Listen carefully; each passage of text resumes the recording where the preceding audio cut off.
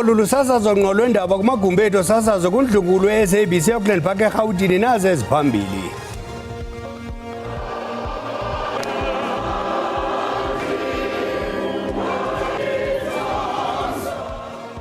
Usekela Mongameli uMnumzana Paul Mashatile uthi imibutho yezenkolo ingamaqabana kundoqo ekusombululeni ingxaki zokuhlala kweli.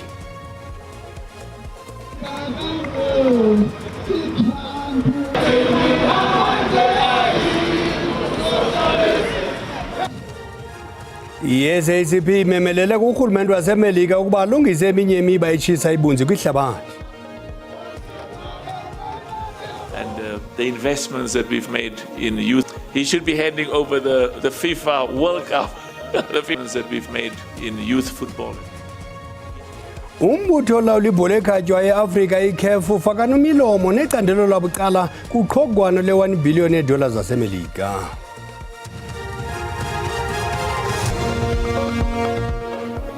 Shoni lingenandaba sondela nto zikabawa ityeba ngiteketeke imbizi yale nhlwa yelali xa inje molweni ekhaya.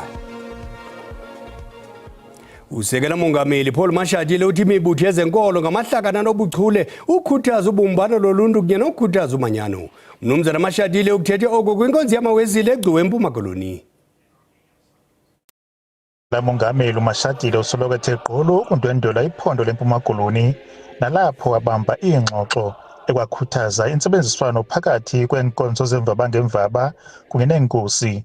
Urhulumente ufuna kubekho intsebenziswano yokulusana noodushe kuzo zonke iindawo zelizwe loMzantsi Afrika. We are in a society that is engulfed by many social ills. Our children are involved in abusing drugs. People are abusing alcohol. There are a lot of social ills. Mashatile uthi bantu belizwe loMzantsi Afrika babangayiseliso into yokwenyuswa kwerhafu ngumongameli welizwe laseAmerika uDonald Trump. There are other people who want to work with us in other countries. I was recently in Russia. Putin said to me, tell us where we can invest. We are coming. Amabandla emvaba ngemvaba athi ayasebenzisana norhulumente eqinisekiseni ukuba kusishulwa neengcambu ukuphatha ugadalala kwamanina kwilizwe loMzantsi Afrika. That is a pandemic that we are really praying God to intervene in so that we can live a better life. La maphulo karhulumente ajolise kwakheni ikamva labantu baseMzantsi Afrika elizele imibono nokwenza okuhle ngalo lonke ixesha. Ndinkululeko Nyembezi, iindaba ze-SABC eButterworth. Ikomishoni yophando kaMadlanga ithi iqoshelisa ukuvavanya iinkqubo zobuxhakaxhaka noqhagamshelwano lwale mihla i-ICT ukutsho phambi kokuba iqale iseshoni. Kwingxelo lekomishoni ithe isebenzisana nesebe lezobulungisa nophuhliso lomgaqo-seko kwaye seyichonge abanikezeli beenkonzo ukuqinisekisa bonke ubuxhakaxhaka busebenza ngokupheleleyo. Oku kuza emva kwezigxeko ezilandele ukumiswa komhla weseshoni yekomishoni yophando kaMadlanga nebifanele ukuqhuba ngomhla wokuqala kweyoMsintsi ukutsho ngoSeptemba. Kambe ke isithethi sekomishoni uJeremy Michaels sithi amalungiselelo ayaqhuba kuquka nothethathethwano namangqina. The Commission is focused on ensuring that all the necessary ICT infrastructure is fully functional to ensure the investigators and the legal team are able to continue with the critically important work of getting to the bottom of the allegations made by Lieutenant General Nhlanhla Mkhwanazi. Ukanti ke abaphandi neenkokheli zobungqina zithi ziphantsi phezulu namanyathelo okulungiselela ukuchotshelwa kwale komishoni yaye baza kubhengeza umhla wokuqaliswa kwezo seshoni xa beqinisekile ngokusebenza kweenkqubo zobuxhakaxhaka bonxibelelwano nobuchwepheshe. I-SACP imemelele kurhulumente waseMelika ukuba ulungise imiba eliqela ehlabathi. Le miba iquka ukuphelisa ukwayo kwe-Iran, ukususa isithintelo sokungena eCuba, iyeka ukuchukela iVenezuela ngomkhosi kunye nokuba iMelika yohlukane nokununusa uIsrael ngezixhobo ezisetyenziswa kungquzulwano nePalestina. Taking place in Gaza and the whole of Israel is an immoral war. It is a counter to the principles of human rights. It is the sort of genocide that the Jews suffered under Hitler. Eliqela le-SACP belikwabambe umgushuzo ngaphandle kommeli welizwe laseMelika eSenton ukuqinisekisa ukuba amabango abo ayaviwa kwezikhalazo zabo. Don't expect that the American government will change its policy immediately. But we see our march as one of many activities of people who are peace-loving. These marches and these activities of protest can gradually and over time put pressure on the American government to change its policy. As a Young Communist League of South Africa, representing a youth constituency, we felt that it is important that we be part of this picket as led by the South African Communist Party against the USA imperialist aggression. Umbulelo Mandlana ukwavakalise ukuba isigqibo sokungenelela unyulo lovoto ngokuzimeleyo sithathwe sisigqeba esiphezulu salombutho kwaye esithi nangona kunjalo basaqhubekeka nokuxhasa iqela lezopolitiko iANC. Kwindaba zeSABC Ndingulisa Dumezweni. EFF itshele umphatho obombele kwisebe lamapolisa unjengalwazi Firoz Kachalia ngokungenelela ngepolitiki kuphando lwamapolisa. Ingxelo epapashiweyo eliqela lixambula ngelithi unjengalwazi Kachalia usingele phansi umsebenzi ongxamisekileyo wenkonzo yesipolisa wophando ngokugebengo lisekelezelwe kwezopolitiko KwaZulu-Natal. NgoJulayi umkomishinala wamapolisa KwaZulu-Natal uLieutenant General Nhlanhla Mkhwanazi wenza izityholo ezothusa umzi ngokuphathelene namadoketi ali-120 eqela elithwaliswe uxanduva ngokugebengo lwezopolitiko awathi aqhushekwa ngusekela mkomishinala wecandelo lophando ngolwaphulo-mthetho uShadrack Spear. Kwinkomfa namajelo endaba Mkhwanazi kananjalo wathyola umphathiswa osathe kubucala uSenzo Mchunu ngokufaka impumbulo ngqo kumsebenzi weliqela lithwaliswe uxanduva. uKachalia uphumela ubala wagxeka ukubuyiselwa kwamadoketi kwiqela elilodwa lophando likamkomishinala kazwelonke uFani Masemula kule veki.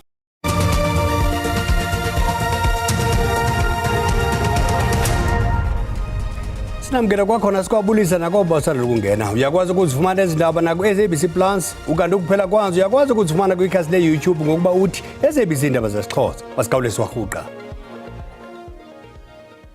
Sithanda ukulumkisa abanhliziyo zibuthathaka nabantwana ngengxelo yelinqaku. Ubundlobongela obusekele kwisini busaqhuba nokuchaphazela amawaka entsapho kwelizwe liphela. Lushiya insapho zisezinhlungwini namakhaya eqhekekile. Insapho ezintathu eFreystata azijonganga nje nokushiywa zintandane zazo, koko nenhlungu yokushiywa zinsika zamakhaya. Intombi zethu zisifa nathi sifa kunye nazo. Lo ngumyalezo namandla ongesosilogeni nje kwintsapho zaseFreystata kodwa yinyani yempilo yabo yamihla le. Ezintsapho ziyibonile impembelo lenyakasa umzimba yeGBV emva kokuba basetyhini abathathu banabelo qaqeqa ngenxa yobundlobongela. Usapho lakaTumahule Welkom langcwaba intombi nonina kwiinyanga nje ezilithoba. Ukubulawa ngolunya komfundi webanga le-10 uThatho Tumahule nowabhaqwa amathambo akhe shisiwe afaka umgodi wegolide ngoMeyi ka-2024. Lo gama unina uPulane Tumahule washiya elinye lemakata hlabayo kweyomdumba uFebruary ke ngabamahanuka kulo miyo. Ngwanaka ke ya hore Thato ene le molora fela. Into yagqiba umntwana wam yintlungu yokubona umzimba kaThatho sele ulithuthu kwaye nokhakhayi lwakhe luphuma impethu elibambe ngezandla. Olunye usapho lujongene nesibetho sokuphulukana nentombi yaso kunye nonina. Lusapho laseBloemfontein. Umphomolawusi wayengumfundisi ntsapho kwisikolo samabanga aphakamileyo kutyhola ukuba wabulawa sisinqandamathe sakhe esamnyathelisa ngesithuthi zihlandlo. Umama wakhe uTsidi Mokhele wahlaselwa yinhliziyo kwiveki ezimbalwa emva kokuswela kwentombi yakhe wabhubha. In my mom's case, she was struggling a lot. She went in and out of hospital. Her high blood pressure was so high that the doctor couldn't do anything. Basadi umbutho olwela abasetyhini ukwamemelela ukuba bagwetye izigwebo eziqatha abo babandakanya kwi-GBV kunye nembubhiso kwabasetyhini. We are saying as Buambasadi, enough is enough of these killings. of young children and women, you must amend. We are telling them that they must amend the constitution. Unogabe uthi ubundlobongela busekele kwisini ayongxaki yabo kuphela koko linxeba lesizwe elifuna ungenelelo lokwenene. Ukwanda kweziganeko zomhlazo womlomo wesibeleko kubangele isebe lezempilo KwaZulu-Natal ukuba liqale iphulo lokwazisa uluntu ngomhlaza kunye nokuhlolela umhlaza. Basondele kubantu kamathathu abasetyhini bebeyinxalenye yephulo lokuhlolela umhlaza komashu eThekwini. Bebephume ngobuningi laba besifazane belalele ikhwele lomnyango wezempilo lokuthi beyohlola isifo somdlavuza. Abezompilo bathi siyanyuka impela isimalo sabesifazane abanomdlavuza webele kanjalo nowesibeletho. Ngokwenhlangano we-Cancer Association of South Africa, umdlavuza webele nowesibeletho uhlanzwe njengento eseqhulwini ezweni lonke. Ucwaningo longa-2023 luveze ukuthi bangamaphesenti angu-19 kuphela abantu besifazane eNingizimu Afrika bahlolela umdlavuza wesibeletho njalo eminyakeni emithathu, uma kuqhathaniswa nemigomo ka-70% okulindeleke ukuba kufikwe kuwona. Ke lesibonile eminyakeni edlule ukuthi abantu ikakhulukazi abantu abamnyama ebaphethe inamba ziyakhuphuka kakhulu and abanye bagcine bedlule emhlabeni isidingo singekho ngoba le cancer lena noma le mdlavuza yombili engikhuluma ngayo uma isheshe yatholakala iyakwazi ukuthi lapheke. Izinga eliphansi labesifazane abahlolela umdlavuza lisayinselelo. Abasebenzi bezempilo bathi ziningi izinto ezimbangela lokhu.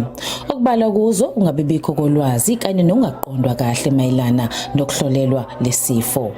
Abanalo ulwazi, abanye banalo. Kodwa mase ufikile kubona sisi wabafundisa. As a health professional care worker ngiyabafundisa. Mase ngibafundisile ngenza le education bayayamukela. Lo mkhankaso kulindeleke ukuthi uyiswe nakwezinye izingxenye zesifundazwe. Kwizindaba ze-SABC ngu-Ayanda Mhlongo ngiseThekwini. Ubekho kwikhaya lokugqibela kumadlaka se-Westpark eGauteng umdlali weqongo odumileyo umama uNandi Nyembe. Abahlobo usapho nabe besebenza naye baphume ngobuninzi ukuhlonipha ubomi belicala. Isisele senyathi kwimidlalo yeqonga uNandi Nyembe uhlukene inyama nomphefumulo esibhedlele kwiveke ephelileyo eneminyaka engama-75. Abazukulwana beliqala lomdlali weqonga abakwazanga kuzibamba inyembezi ngexa bebezama ukuphosa amazwi okuthi indlela ntle kumakhulu wabo. Bambi kusike mathunjini kubo xa bekhumbula imfundiso abazincance kwimibele ebibhonxile yale mazikazi yakwaNyembe. As we lay her to rest, we are reminded that though the curtain may fall,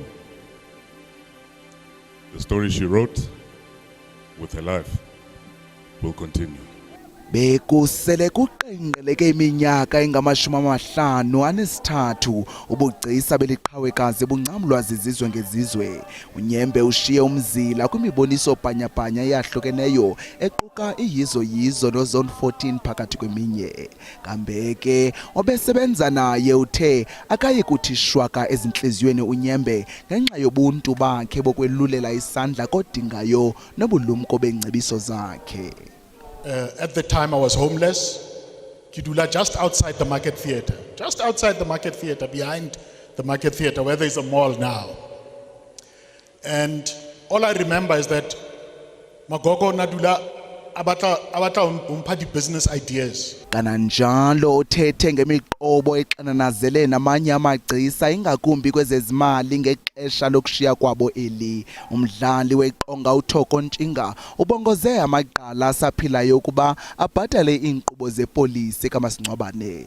Ukanti ke usapho lakwaNyembe lubambe ngazo zozibini kubemi baseMzantsi Afrika ngothando oluphuphumeleyo ngomama wabo, udade wabo nomakhulu wabo. Makabe kubilo.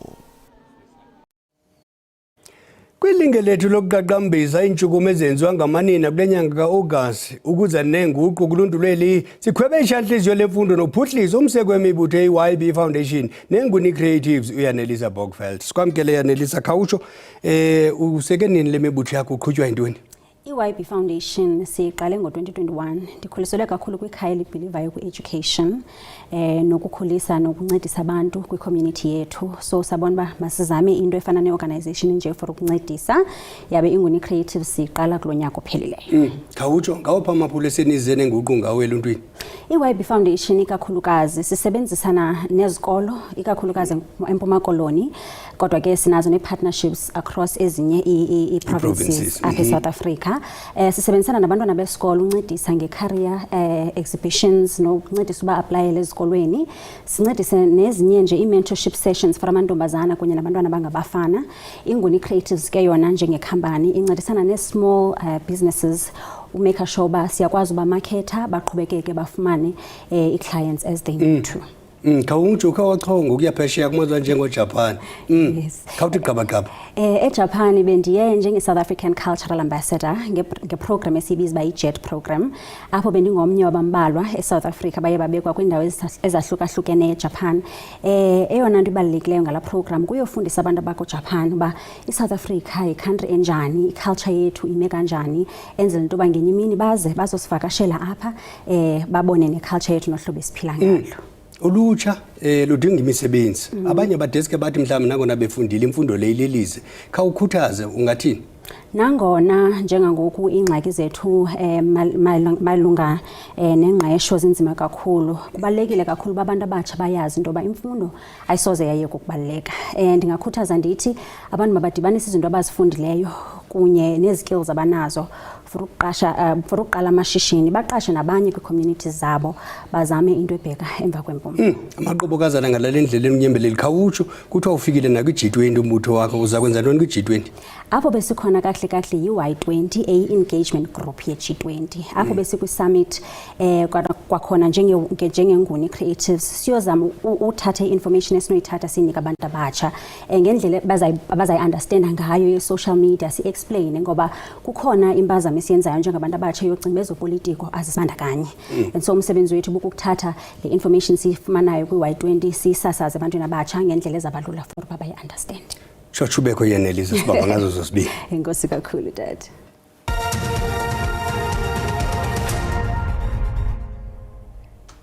Umbutho olawula ibhola ekhatywayo e-Afrika iCAF uthethathethana necandelo labo icala ngentsebenziswano exabisa imali engangebhiliyoni yeedola zaseMelika. Ukudizwe ngumongameli weCAF uGqirha Patrice Motsepe ngethuba ethetha nonondaba eNairobi eKenya. Le ntsebenziswano iyakuba yeminyaka ezibhozo eyakwandisa izibonelelo zemali kwibhola ekhatywayo kwilizwekazi i-Afrika kwaye iphinde yakhe ukhuphiswano lwehlabathi lolutsha lusemgangathweni. We are engaging on this $1 billion partnership that we've been discussing with the private sector. At the heart of that is to ensure, and that $1 billion over 8 years, is to ensure that we increase the financial resources that's available for African football. A huge amount of that financial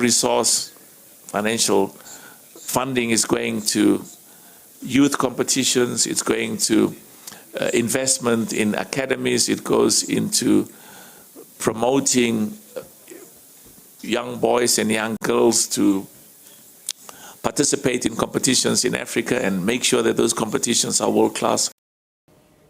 Deqonqololo khuthatha ziyaguqa ziyakhothama ezalenhlwa nangomso ke kwabe kusatshila thina usukubenzo.